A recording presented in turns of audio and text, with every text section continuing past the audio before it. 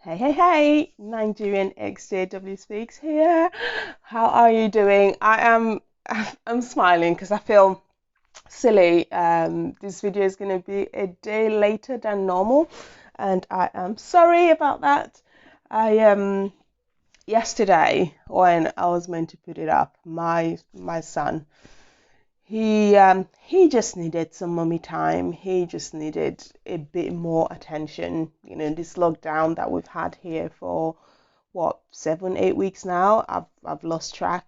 Yesterday just really got to him, and he just wanted some time because I am still working full time. My job is classed as essential, but I work from home, and so it's the two of us at home. But he's barely getting as much time as I would like him to, because I'm in there, I'm on my computer, and so last night he just really needed some time. So it's early in the morning that I'm getting up the next day to get this filmed, because I already sort of had in mind what I wanted to talk about, and so it was just a case of switching the time around and coming on here today.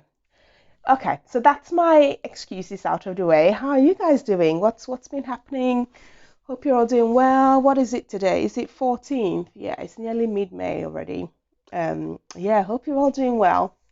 Let me know if there's anything. What's going on with you? How are if you have kids that are young enough to be at home, how are they taking this? Are they losing their minds like mine was yesterday? I just had to, yeah, take a pause there. Okay, nearly 2 minutes in. Let's crack on. By the way, if you come on if it's your first time, please subscribe and share the video if you like what I say, because apparently that's how it gets shown to more people, for more people to see it. And that's what we want. People who are in the process of either leaving the witness faith, so asking questions, or have just left and not sure about whether they've done the right thing, having doubts, and potentially dealing with the shunning that people can experience after they leave the religion, and that's causing struggles.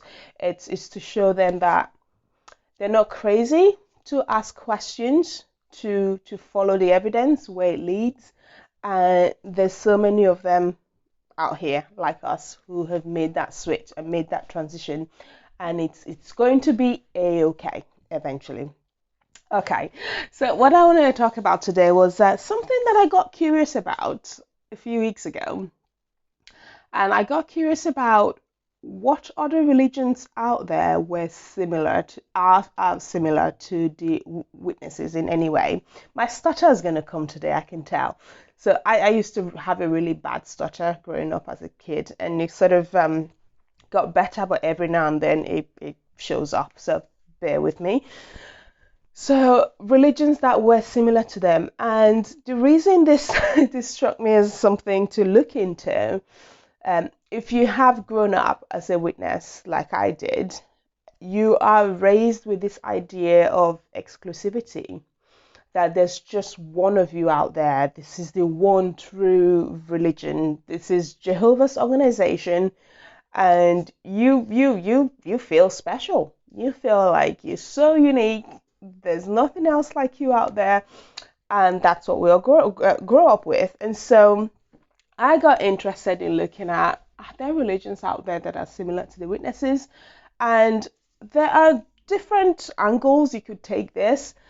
So, for example, in terms of teachings, not believing in the Trinity, that is something that is a big one for them. And I know personally for me, when I initially strayed away to explore mainstream Christianity, Trinity was the one thing that I just couldn't shake off the feeling that maybe the witnesses have got this right. And I couldn't settle in the churches that I went to, because I thought, if they couldn't get it right, who it is that we're meant to be worshipping, how can I take anything they say seriously?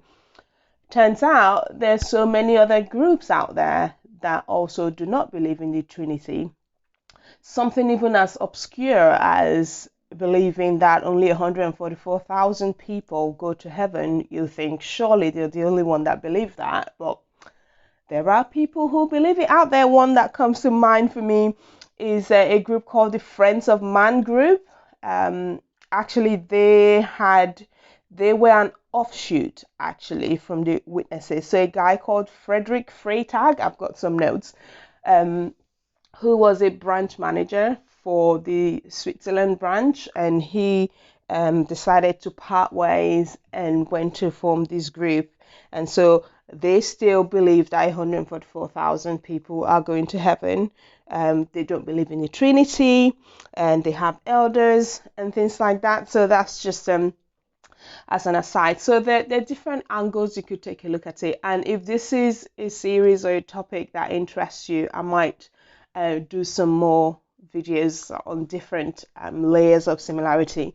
But the one I've done the most research on is groups that predicted the end of the world, like the Witnesses. Now, there are, hundreds and hundreds of people, starting from, 50, 60 AD, predicting the end of the world. But my focus was people who were predicting around the same time as Charles Taze Russell. So Charles Taze Russell, who is the founder of the Bible Students, International Association of Bible Students, which sort of progressed into what is now known as Jehovah's Witnesses. So religions or people who made predictions either around the same time, or people that he had personal connections to, or people who predicted around the same time as the Witnesses predicted. So I've got a few, and that's what I've centered on. But seriously, if you want to research end time predictions, oh my goodness, so many. And it just, as I was doing it, it made me realize that these things are a dime a dozen. Like, there's so many of them. Hold on, my notes has decided to go off on me. There's so many of them, and there's really nothing special. There's nothing special about this group or any group that claims to know anything other than you and I know. It's so many of them, and it makes me wonder, what sort of person do you have to be so bold to come out and say, you have worked it out, when this thing's going to happen, and it's now your responsibility to tell the world and gather followers for yourselves. That needs looking into. What has to be going on in there for you to get to that point? Okay, so the first one I've got on my list is from a guy called John Wesley. He was from the Methodist Church, and his prediction was that the world was going to end in 1836. And that seemed to have been, quite a popular year, but I was going to start with that. That's the other thing as well, focusing on people around the United States, around America, because that's where Charles Taze Russell was. And so that was another criteria that I have for the ones on my list here. So we had that one in 1836. The other thing as well, which I'll note, a lot of these ones that I talk about, when the time does come and pass and nothing's happened, they were apologetic. They admitted that they were wrong. They were sorry, admitting that they had said something. Unlike the Witnesses, where they made their predictions, and I'll come to that, multiple times, and when the time comes and goes, they don't say sorry. They don't admit that it was their fault. They blame the members. They blame the members for having incorrect expectations, as if they plucked it out of thin air, as if it wasn't based off of what they were being told, what was in the literature. And so that was a huge difference there. Okay, the next one on my list, these people are serial predictors, I don't know what you call them, the Millerites. Millerites, I believe it's from John Miller. So they had quite a few. So they predicted first that was the second coming of Christ was going to be in April or in December 1843. So of course that came and it went.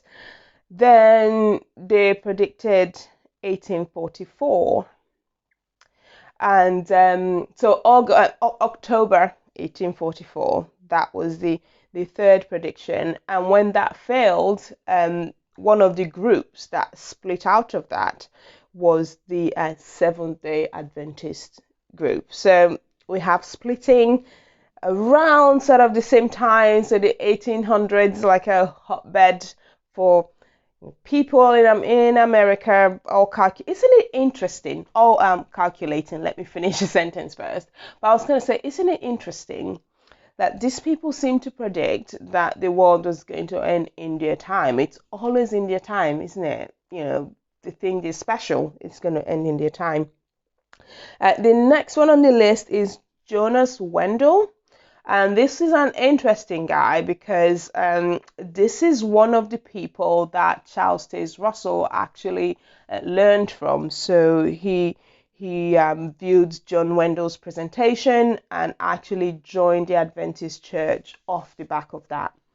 So Jonas Wendell from the Adventist Church, he predicted that the world was going to end in around 1873 or 1874.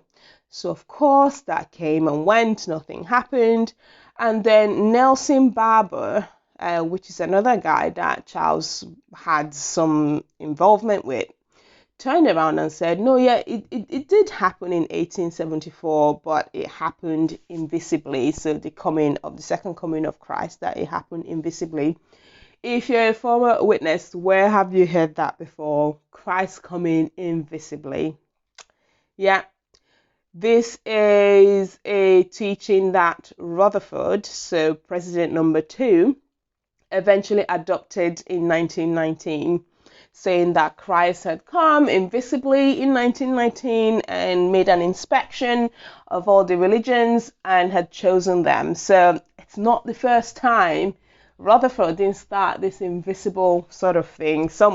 Nelson Barber's done it before in 1874. So that was that one. And then Charles Taze Russell actually did buy into the 1874 theology. So he believed that the great day of God the Almighty did start in 1874 and that it was going to end in 1914. So famous last words, 1914, which I guess is one of the key predictions that they made. Everything, the great day of God the Almighty ending in 1914 and everything that was going to happen after that, which, as we know, came and went, nothing happened. Another group that's sort of tied into Russell, the International Bible Student Association. So when the groups started splitting off from Russell, and the International Bible Student Association was one of the ones separate to the Jehovah's Witnesses, they taught that Christendom would end in 1918, first of all. So at this point, of course, Rutherford was in charge because Russell died in 1916 and Rutherford took over. So at this point, they had split. They were teaching that the world was going to end in 1918. When that didn't happen, then they said in 1920, and that in 1920, not just Christendom, but also all the earthly governments as well, which of course that came and it went. Of course, we know that Rutherford was making his own predictions as well for 1925, which there's printed articles of that. There's no denying that he bought the property in California, the Betzerim mansion, that he believed characters from the Bible were going to come and live there, which that's aged really well. Okay, gonna leave it there for that one. The next person on the list is another serial offender when it comes to predicting. So Herbert Armstrong, from the Worldwide Church of God. And I've chosen him because he does have a date overlap with the witnesses as well. He was going for a long time. So Herbert predicted that the world was going to end in 1936. Then he predicted 1943. Then he predicted 1972. I don't know how he kept going. And then finally, his last prediction was 1975. And if you're a former witness or if you've done any research, you know that the witnesses also had it going for 1975 as well, and led a lot of people to believe that the world was going to end then. If you look at my last video, no, it's not my last video, but fairly recent one about education and the witnesses, you know that they had articles being published in the late 1960s telling their young people that it's no point going to university because they don't even think they're going to have time to finish the degree, let alone use it. And so they were going down the 1975 path as well. And the last one I wanted to talk about today is more sort of going along the lines of TV evangelists, which we know that they are really going down that path now with their JW broadcasting. Is Pat Robertson. If you're in the US, you know who that guy is. He involved in the 700 Club. I'm not sure now if he owns it, but he's been like the face of it for decades. And he did a little predicting of his own in 1976, predicting that the world was going to end then. So just a year after the last, I guess, clear-cut witness prediction where they actually put a date to it or a time to it. So Pat Robertson's been doing that as well. And isn't it interesting how when they've done this, they just like quietly want it to go away. They just, okay, let's bury it. Let's bury it so it doesn't happen. And well, these things do come out, and I think that's partly why people are not committing themselves as much to predictions these days, because we know that you say anything, print anything, there's going to be evidence, there's going to be proof, it's going to come back to haunt you. So that's why we have more of the wishy-washy stuff, wishy-washy prediction, and generation of 1914 won't pass away, and now we have the overlapping generation, which, you know, how far can that go, eh? How far can they reasonably say that someone who lived at the same time as someone who was baptized in 1914 would leave? So they don't even have a lot of time, the witnesses, that they can drag this out for. So yeah, there have been a lot of people making predictions and predicting things. I mean, even current events with the coronavirus, there are people who are genuinely trying to flog the idea that this could be it. This could be the start of Great Tribulation, Armageddon, whatever sort of thing. So I have made a separate video about that, and I'm going to link somewhere on the screen now to if you're someone that's concerned about that. Just some questions to think about, just some thoughts to challenge that and see what you think, if it's reasonable, if it makes sense to have such a fear that what's happening right now is in any way linked to the end of the world. The point of doing this was just to show you it's not the first time. There's nothing new. There's nothing unique about the witness faith, the predictions, and this is something I wish that I knew when I was in, you know, like I said at the start, that feeling of exclusivity that's drilled into you.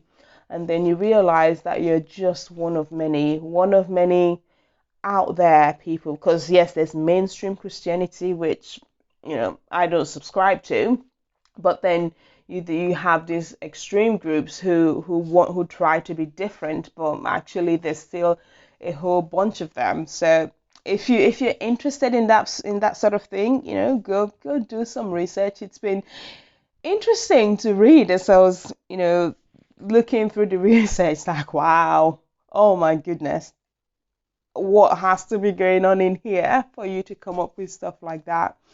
And actually believe that maybe it's just the time. What do you guys think? Do you think that there are times in history that just lends itself to people making predictions, or do you think it's just certain personalities, certain people that just do stuff like that regardless of what time in history they're living in? I would like to know what you think. But yeah, that was what I wanted to talk about. Like I said, if this is a topic you find interesting, let me know, and I can make another one based on similarities in terms of other doctrines, not just predictions, if that's something that interests you. Okie dokie. So have a good rest of the day. Whenever you do see this. Subscribe, like I said. If you like the video, give it a like, give it a thumbs up so that it helps it get shown to more people see it. We need to get people free of this stuff, if they want to. We want to help them along the way and put information out there that validates their concerns. If you are not jumping off straight away, I'm going to put a video here for you to go ahead and click on that and watch that next. Why not? Okay, have a good rest of your day. I'll speak to you on the next one.